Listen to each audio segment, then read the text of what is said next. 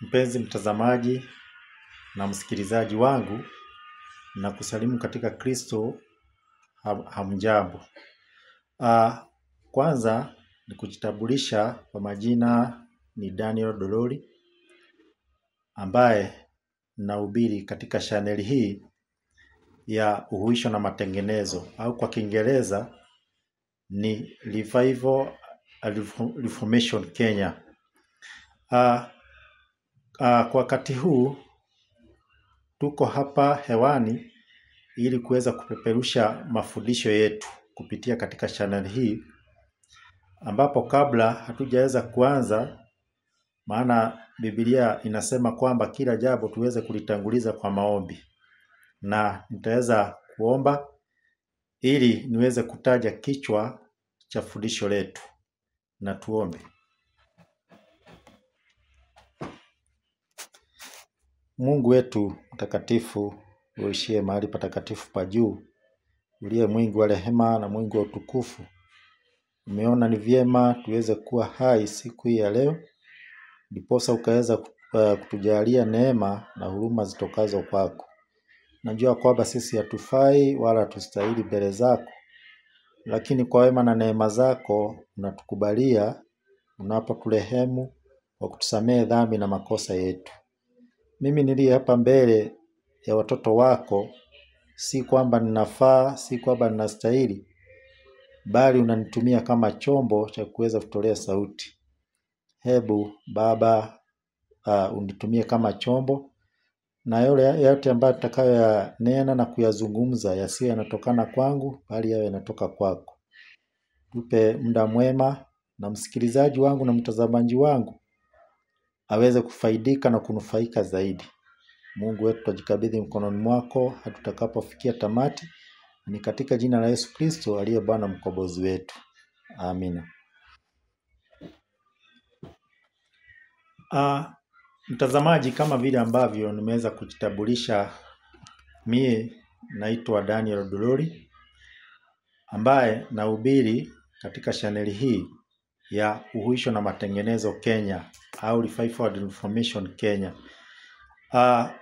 Asubuhi hii au muda huu tutaweza kuwa na muda mchache wa kuweza kutafakari neno la Mungu, kwa maana tunajua kwamba neno la Mungu ndilo ambalo linaweza kutuweka hai na kuweza kutuweka huru.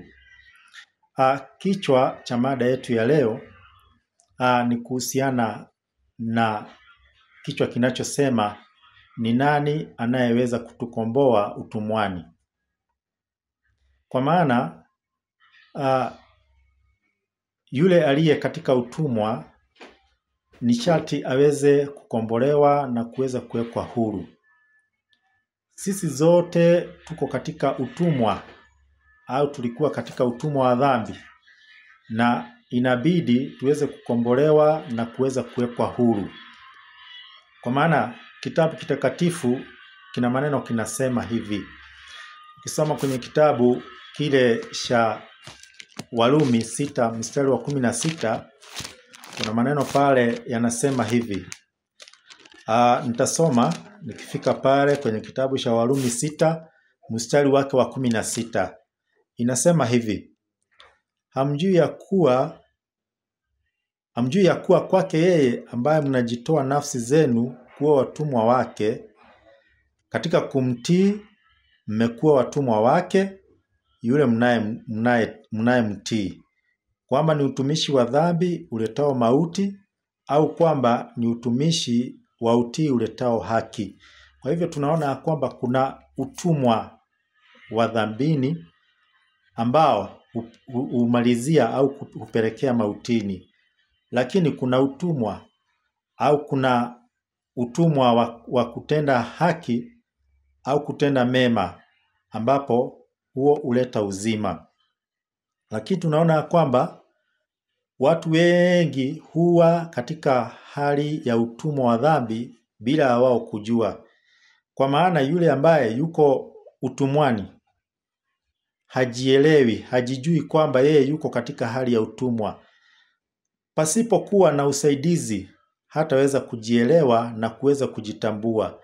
Kwa maana utumwa ni nini? Utumwa ni kuwa katika utawala au chini ya utawala wa mtu mwingine bila ya kuwa na uhuru wa kujiamulia au kujichagulia. Mtu anaweza akawa katika utumwa ambapo hawezi kujiamulia. Kwa mfano, mtu ambaye yuko gerezani, yule mtu hayuko huru, bali yuko katika utumwa.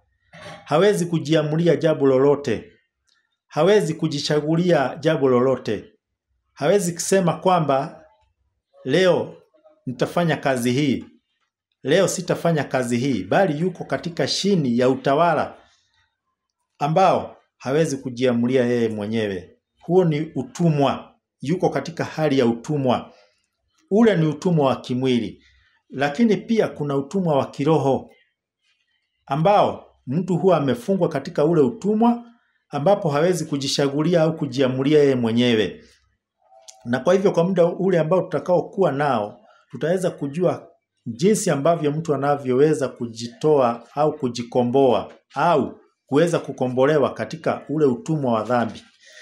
Kwa mfano tukisoma kwenye kitabu cha waraka wa Petro wa pili. Kitabu cha waraka wa Petro wa pili 2 mstari wa 19. Wa pili waraka wa Petro 2 mstari wa 19. Kitabu kitakatifu kinasema hivi: wakiwaahidia uhuru, nao wenyewe ni watumwa wa uharibifu. Maana mtu akishindwa na mtu huwa mtumwa wa mtu yule. Kwa hivyo mtu huwa mtumwa kwa sababu kuna yule ambaye amemshinda.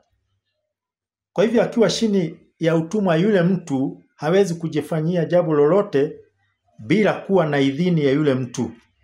Kwa hivyo pasipokuwa na usaidizi au mkombozi ambaye angeweza kumkomboa kutoka chini ya yule mtu, hawezi kujikomboa bali ataishi kuwa mtumwa wa yule mtu. Ukisoma kwenye kitabu cha Warumi 7 mstari wake wa 14, Biblia takatifu inatuambia hivi. Kitabu cha Warumi 7 mstari wake wa 14 panasema hivi. Kwa maana twajua ya kuwa torati asili yake ni rohoni, bali mimi ni mtu wa mwilini, nimeuzwa chini ya dhambi. Kwa hivyo mtu huwa anauzwa chini na kuwa chini ya dhambi. Kwa mfano tunajua kwamba zamani zile watumwa walikuwa wananunuliwa kwa fedha. Walikuwa wanatolewa dhamani kubwa. Mtu ananunua mtumwa, anakuwa anamfanyia kazi. Kwa hivyo yule mtumwa anapokuwa chini ya mtawala wake, hawezi kujitendea au kujiamulia jambo lolote lisipotokana pasipokuwa na idhini kutoka kwa yule aliye chini juu yake. Kwa hivyo tukaona kwamba dhambi hufanya watu wengi kuwa katika watumwa. Kwa mfano tunaona wana wa Israeli walikuwa watumwa. Kwa nini ilifanya wawe watumwa? Ukisoma kwenye kitabu cha Nehemia ili tujue kwa nini wana wa Israeli walikuwa watumwa hadi wakapelekwa katika nchi ya Misri, ambapo walikuwa wanafanyishwa kazi ngumu, ambapo hawangeweza kujiamulia kutenda mambo yao wenyewe. Ni kwa sababu, hebu tusikie vile Biblia inatuambia kwenye kitabu cha Nehemia. Tusome kwenye kitabu cha Nehemia 9 mstari wake wa 17. Inasema hivi. Nitasoma. Inasema, ila wakakataa kutii wala hawakuyakumbuka maajabu yako ulioyafanya kati yao, lakini wakafanya shingo zao kuwa ngumu, na katika kuasi kwao wakaweka jemedari ili wairudie hali ya utumwa. Lakini wewe Mungu uliye tayari kusamehe, mwenye neema, mwenye huruma nyingi, si mwepesi wa hasira, mwingi wa rehema, basi hukuwaasha. Kwa hivyo tunaona kile kilichowafanya wana wa Israeli kwenda utumwani Misri ni kwa kule kutotii. Kwa hivyo mtu hupelekwa gerezani na kuwa mtumwa kwa sababu ya nini? Ya kutotii. Huenda gerezani kwa kule kuasi na kuwa mvunja sheria. Leo hii watu wengi huwa katika utumwa wa kiroho kwa kule kutotii na kuvunja amri za Mungu. Na mtu akivunja amri ya Mungu au sheria ya Mungu huwa ni mtumwa wa dhambi. Maana kuna mambo ambayo yanafanya mtu kuwa mtumwa. Si jambo moja ambalo linafanya mtu kuwa mtumwa wa dhambi. Si mambo mawili ambayo yanafanya mtu kuwa mtumwa wa dhambi. Bali ni mambo ambayo tunayasoma kwenye kitabu cha Wagalatia 5 mstari wake wa 17. Biblia takatifu inasema hivi. Maana inatuonyesha kuhusu mambo ambayo yanawateka watu mateka na kuwa watumwa wa dhambi. Kitabu cha Wagalatia 5 mstari wake wa 17. Nitasoma inasema, kwa sababu mwili hutamani ukishindana na roho, na roho kushindana na mwili. Kwa maana hizi zimepingana hata hamwezi kufanya mnayotaka. Lakini mkiongozwa na roho hampo chini ya sheria. 19 inasema, basi matendo ya mwili ni dhahiri, ndio haya: uasherati, ushafu, ufisadi, ibada ya sanamu, ushawi, uadui, ugomvi, wivu, hasira, fitina, uzushi. 21 inasema husuda, ulevi, ulafi na mambo yanayofanana na hayo. Katika hayo nawaambia mapema, kama nilivyokwisha kuwaambia, ya kwamba watu watendao mambo ya jinsi hiyo hawataurithi ufalme wa Mungu. Mpenzi mtazamaji wangu, tumesikia kwamba yale mambo ambayo yanatokana na mwili, haya ni mambo ambayo yanaweka watu katika utumwa. Mambo ambayo hawezi kujiondoa wao wenyewe. Haya si mambo ambayo mtu anaweza kuyaondoa au yakajiondoa hivi. Hayawezi kuondoka automatically. Bali inahitajika mkombozi. Kwa mfano mtu yule ambaye tumeona mtu yule aliye gerezani hawezi kujikomboa mwenyewe isipokuwa na mdhamini, mtu ambaye angeweza kumtolea dhamani kubwa aweze kumkomboa kutoka gerezani ili awe huru, au aliye juu ya sheria au mahakama kuu ndio ambayo ingeweza kumtolea. Kwa mfano tunaona watu wengine wanafungwa kifungo kikubwa, wanafungwa maisha, wengine wanafungwa miaka 50 au miaka hata 100. Lakini yule mtu pasipokuwa na mdhamini, pasipokuwa na mtu ambaye atakayemtolea udhamani mkubwa, hawezi akajikomboa. Hivyo tumeona haya mambo ambayo tumeona kwamba ni mambo ya mwilini: uasherati, mambo ya ushafu, ufisadi, ibada ya sanamu. Hayo ni mambo ambayo yanakolea ndani ya mtu, yanamshika mateka, anakuwa sasa ni mtumwa wa dhambi, hawezi akajikomboa. Lakini tunaona kwamba kuna kiponyaji ambacho kingeweza kutukomboa na mambo ambayo yanatulemea, mambo ambayo yameweza kutufunganisha. Na mambo haya au ya utumwani yanatutia hofu. Yule aliye gerezani si kwamba ana furaha. Yule mtumwa hana furaha kabisa, hana raha. Lakini atakapokuwa huru, hapo ndipo anakuwa na furaha na anafurahia na anashangilia na ndugu zake. Hivyo ndivyo haya mambo yanatia huzuni kubwa sana, kama vile ambavyo Biblia inasema kwenye kitabu, tusome kwenye kitabu cha Warumi. Kitabu cha Warumi 8 mstari wake wa 15. Biblia takatifu inasema, Warumi 8 mstari wake wa 15, tutasoma. Inasema hivi: kwa kuwa hamkupokea tena roho ya utumwa iletayo hofu, bali mlipokea roho ya kufanywa wana, ambayo kwa hiyo twalia Aba, yani Baba. Yani ile roho ya utumwa. kuwa mtumwa. Inatia hofu, inatia huzuni. Kwa mfano, kuna jambo ambalo linakulemea. Kweli unajiona kwamba umekuwa mdhaifu, unakuwa mnyonge, unajiuliza hili jambo, hii ufujaji wa sheria ya Mungu nitaifanyia vipi? Ni nguvu gani itakao ni jaza ili iweze kuondoa ile hofu, ili ule utumwa ukaweze kuniondokea. Kwa mfano, kuna watu ambao wanakuwa ni kunywaji wa pombe au wavutaji sigara. Yule mtu anakuwa na hofu, anajaribu kuliasha kwa sababu anajaribu yeye mwenyewe. Anajaribu kuliasha, lakini wapi? Hawezi. Kwa sababu yuko katika utumwa na yuko chini ya utawala wa mtu mwingine. Lakini pia hebu tusome kwenye kitabu cha Waebrania. Waebrania 2 mstari wa 15. Waebrania ni 2 mstari wake wa 15. Biblia takatifu inasema hivi. Waebrania 2 mstari wake wa 15.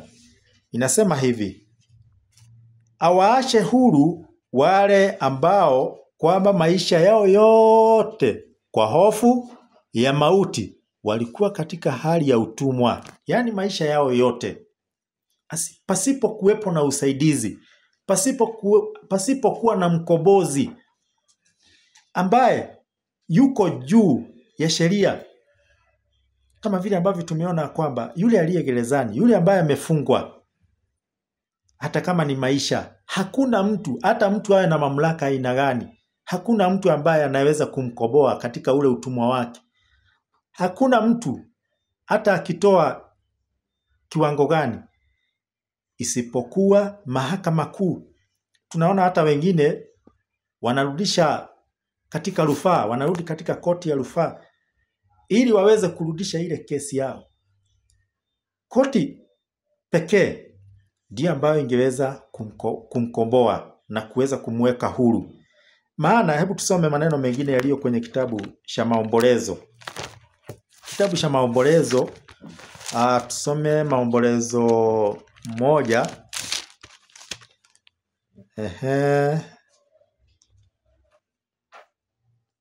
Kitabu cha Maombolezo 1 mstari wa 3. Inasema hivi: Yuda amehamishwa kwa sababu ya kuonewa, na kwa sababu ya utumwa mkuu anakaa kati ya makafiri, haoni raha iwayo yote. Wote waliomfuata wamempata katika dhiki yake. Kwa hivyo yule ambaye yuko utumwani haoni raha kabisa. Anakaa katika dhiki. Anakuwa na mambo mengi ambayo yanamsumbua. Anakuwa kwamba hawezi kujigeuza upande huu wala huu kwa sababu amekabwa na ule utumwa. Kama vile ambavyo kuna maneno Paulo alisema ambayo yanaonyesha jinsi ambavyo yule aliye utumwani anakuwa na huzuni. Tukisoma kwenye kitabu cha Warumi. Tusome kwenye kitabu cha Warumi 7 mstari wake wa 15. Hebu tusome. Biblia takatifu inasema, maana sijui nifanyalo, kwa sababu lile nilipendalo silitendi. Yaani lile Paulo anaelezea, lile apendalo kulitenda sio hilo analo litenda. Anaendelea kusema, silitendi lile silitendi bali lile nilishukialo ndilo ninalolitenda. Yaani yale ambayo yanakuwa ni machukizo, hayo ndio anajipata kwamba anayatenda, lakini lile jema linakuwa ni msiba kwake, haliwezi kabisa. Anaendelea kusema hivi, lakini kama nikilitenda lile nisilolipenda, na ikiri ile sheria ya kuwa ni njema. 17. Basi sasa si mimi nafsi yangu ninayetenda hilo, bali ni ile dhambi ikayo ndani yangu. Kumbe yale ambayo yanafanya mtu kuwa mtumwa na kumtia hofu na kumtia huzuni ni jambo ambalo linatokana na dhambi. Anajipata kwamba anataka kutenda lililo jema, lakini nguvu za kutenda hana. anaendelea kusema hivi 18, kwa maana najua ya kuwa ndani yangu, yaani ndani ya mwili wangu, halikai neno jema. Kwa kuwa kutaka nataka. Sikia vile anasema. Kwa kuwa kutaka nataka, bali kutenda lililo njema sipati. Yule ambaye tumeona kwamba ambaye ni mfungwa, angependa kutenda jema, angependa kufanya mambo mema, lakini hana ule uwezo kwa sababu yuko chini ya utawala. Panaendelea kusema mstari wa 19, kwa maana lile jema nilipendalo silitendi, bali lile baya nisilolipenda ndilo nilitendalo. Basi kama lile nisilolipenda ndilo nilitendalo, si mimi nafsi yangu nilitendaye, bali ni ile dhambi ikao ndani yangu. Sikia maneno ya ajabu. Kwamba unapenda kutenda mema, lakini unapata kwamba huyatendi hayo mema. Kuna nguvu nyingine ambayo inakuelekeza katika kutenda mabaya. Na ili kuweza kujitoa hayo, mwenyewe huwezi. Mimi siwezi kujitoa katika tabia yangu baya. Yule mwingine hawezi kujitoa. Maana Biblia huwa inasema kwenye kitabu cha Yeremia. Kitabu cha Yeremia 13, mstari wa 23. Kuna maneno pale yanatuambia hivi, kwamba vile sisi hatuwezi kujibadilisha sisi wenyewe. Tabia ulio nayo mwenyewe huwezi kujibadilisha. Hebu tusome kwenye kitabu cha Biblia, kitabu cha Yeremia 13, mstari wake wa 23. Inasema hivi, je, Mkushi aweza kuibadili ngozi yake? Mkushi ni nani? Mkushi ni Mwethiopia au mtu mwenye ngozi nyeusi. Tukasikia kwamba huyu Mkushi au huyu mtu mwenye ngozi nyeusi hawezi kujibadilisha ngozi yake iwe nyeupe, hawezi. Au Shui. Kila mtu anajua Shui. Shui yako na madoadoa. Biblia inasema kwamba au Shui madoadoa yake kama aweza, ndipo na ninyi mwaweza kutenda mema, ninyi mliozoea kutenda mabaya. Kwa hivyo tunaona ya kwamba kama vile ambavyo Shui hawezi akajibadilisha yale madoadoa yake, labda pengine afurahishwe na madoadoa au rangi za punda milia au ya mnyama yule mwingine, hawezi, isipokuwa muumba wake ndiye ambaye aliye na huo uwezo. Kwa hivyo sisi nasi tabia zetu ambazo zimetulemea, utumwa ulio ndani mwetu, sisi wenyewe hatuwezi tukajikomboa wenyewe, hatuwezi kujiweka huru sisi wenyewe, ila tunahitaji mdhamini au mtu aliye juu ya sheria, mtu ambaye anayeweza kuiondoa, kuzivuja zile kamba zinazotufunga sisi wenyewe. Kwa maana ukisoma kwenye kitabu cha waraka wa Petro, sasa tuone ni kipi ambacho kingeweza kutukomboa.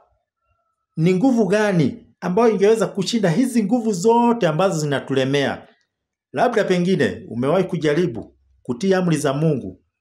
Umewahi kujaribu kutokuwa na miungu mingine, lakini unajipata kwamba kuna ule Mungu mwingine ambao yuko mbele yako. Unapata kwamba katika kuwa na sanamu, kujifanyia sanamu, unaabudu sanamu, unakuta kwamba jina la Mungu unalitaja bure bila kujua. Unajipata unajaribu kubadilisha, unajipata kwamba hauwezi. Kama ni Sabato, unajipata kwamba hujaweza kuitii. Kwa maana tuliona kwamba wana wa Israeli waliingia katika mateka au katika utumwa kwa kuvuja zile amri za Mungu. Yule ambaye anayeingia gerezani huingia gerezani kwa kuvuja sheria. Lakini pia na mambo ya kiroho, watu wengi huingia katika utumwa wa dhambi kwa kuvuja sheria na maagizo ya Mungu. Lakini tunaona kwamba hayo mambo yote yanayotutia huzuni, yanayotutia hofu, Sisi wenyewe hatuwezi kujibadilisha, hatuwezi kujikomboa, ila unapata mdhamini, mtu ambaye yuko juu ya sheria, ambapo tunasoma kwenye kitabu cha waraka wa Petro. Kitabu ni cha waraka wa Petro wa kwanza 1 mstari wake wa 18. Biblia takatifu inasema, kitabu cha waraka wa kwanza wa Petro 1 mstari wa 18 hadi mstari wa 20. Inasema hivi: nanyi mfahamu kwamba mlikombolewa si kwa vitu viharibikavyo, kwa fedha au dhahabu, mpate kutoka katika mwenendo wenu usiofaa mlioupokea kwa baba zenu. Kwa hivyo tunaona kwamba inahitajika kukombolewa na kuweza kutolewa katika ule utumwa. Tukaona kwamba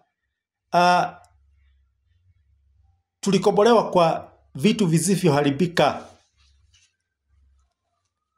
Mstari wa 19 panasema hivi: bali kwa damu ya dhamani kama ya mwana kondoo asiye na ila, asiye na waa, yani ya Kristo. Kumbe ambaye angeweza kutukomboa na kututoa katika huu utumwa si mtu mwingine, si mtu aliye na umaarufu wa kidunia, si mtu kwa sababu yuna mali nyingi au kwa sababu akona cheo, bali ni mtu ambaye yuko juu ya sheria. Kwa mfano tumeona kwamba mahakama kuu ndio ambayo ingeweza kumwamulia yule mtu ataishi gerezani au yuko huru. Vivyo hivyo tukaona kwamba damu ya Kristo pekee ndio ambayo inaweza kumweka mtu huru na kuwa chini ya utawala wa Kristo. Mstari wa 20 panasema, naye amejulikana kweli tangu zamani, kabla haijawekwa misingi ya dunia, lakini alifunuliwa mwisho wa zamani kwa ajili yenu. Kwa hivyo tumesikia kwamba tangu zamani, vizazi vina vizazi ambavyo vimepita, zama na zama za kale, wengi wote walikuwa wanategemea Yesu Kristo, damu ya Yesu Kristo, ambao iliyo na uwezo wa kuweza kumweka mtu huru.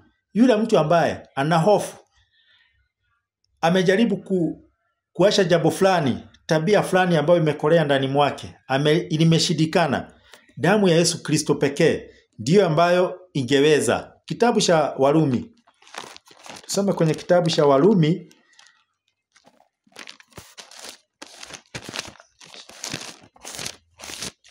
kitabu cha Warumi 8:21.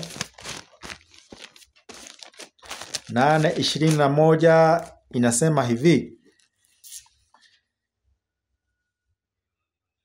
kwa kuwa viumbe vyenyewe navyo vitawekwa huru na kutolewa katika utumwa wa uharibifu, hata viingie katika uhuru wa utukufu wa watoto wa Mungu. Kwa hivyo kuna matumaini.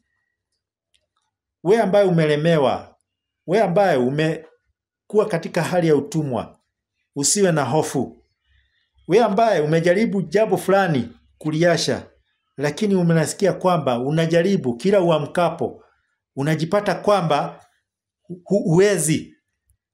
Ndugu yangu, kwa nguvu zako, kwa nguvu zangu, kwa nguvu za mwingine hatuwezi, ila Kristo pekee ndiye ambaye ana nguvu na uwezo wa kuweza kutuweka huru.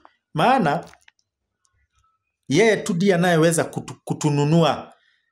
Ukisoma kwenye kitabu cha Wakorintho wa kwanza 6 mstari wa 20, Wakorintho wa kwanza 6 mstari wake wa 20, inasema hivi: maana mlinunuliwa kwa thamani, sasa basi mtukuzeni Mungu katika miili yenu. Kama vile ambavyo tumeona kwamba tunafaa kununuliwa kwa thamani, nguvu zetu au kwa uwezo wetu, bali ni kwa thamani, ni kwa damu ya thamani ya Yesu Kristo ndiyo pekee ingeweza kutukomboa. Hebu tuweze kuelekea tamati. Ukisoma kwenye kitabu cha Wakorintho wa kwanza hiyo 7 mstari wake wa 22 na 23, Panasema hivi. Kitabu cha Wakorintho wa kwanza 7 mstari wa 22 na 23 inasema hivi. Kwa maana yeye aliyeitwa katika Bwana hali ya utumwa ni huru wa Bwana, vivyo hivyo yeye naye aliyeitwa hali ya uhuru ni mtumwa wa Kristo. Mstari wa 23. Mlinunuliwa kwa dhamani, msiwe watumwa wa wanadamu. Kwa hivyo kile ambacho kinafaa au kingeweza kutuweka huru na kutokuwa na huzuni ni kununuliwa na kuwekwa huru na kutolewa katika kuwa watumwa wa wanadamu.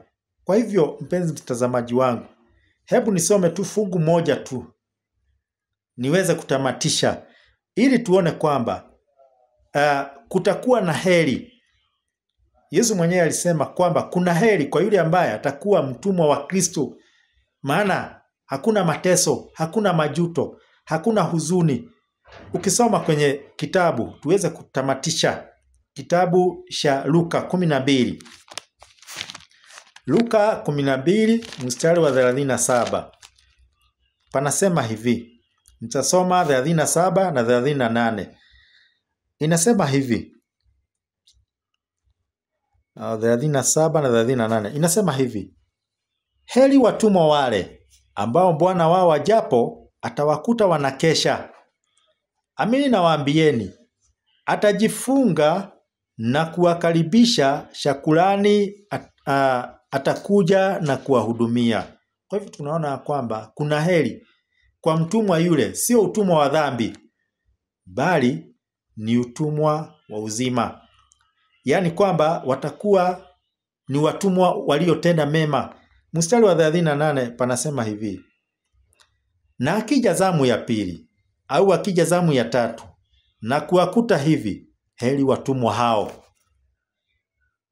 Kwa hivyo tunaona kwamba itakuwa na heri kwa watumwa wale ambao walimtumikia bwana wao, ambaye naye hakuwatawala kwa ukaidi, hakuwatawala kwa kuwafinyilia, bali aliwatawala kwa kuwa nao waliweza kutii. Kwa hivyo Mungu wetu aweze kutusaidia, aweze kutukomboa, maana ndiye mkombozi ambaye anayeweza kutukomboa katika hali ya utumwa. Ndiye anayeweza kutukomboa katika mambo ambayo yametulemea. Na tutakapojikabidhi mikononi mwake na miguuni mwake, hapo ndipo atakapoweza kutukomboa, kwa maana tumeona kwamba ndiye aliye mdhamini mkubwa wetu, ambaye amekuwepo tangu vizazi na vizazi. Huyo ndiye ambaye aliwakomboa watu wengi zama zilizopita, wengi waliokuwa katika hali ya huzuni, waliokuwa wameteswa na yule mwovu na kuwa mateka chini yake. Lakini ukombozi, damu ya Yesu Kristo ambayo ilimwagika hata kabla ya misingi ya dunia kuwekwa, huyo ndiye ambaye ni tegemeo na tumaini la kutukomboa na kutuweka huru. Kwa hivyo Mungu wetu atusaidie, na msikilizaji wangu na mtazamaji wangu aweze kusaidia ili zote tuweze kumaliza katika safari hii. Bwana wa milele aweze kuwabariki. Amina.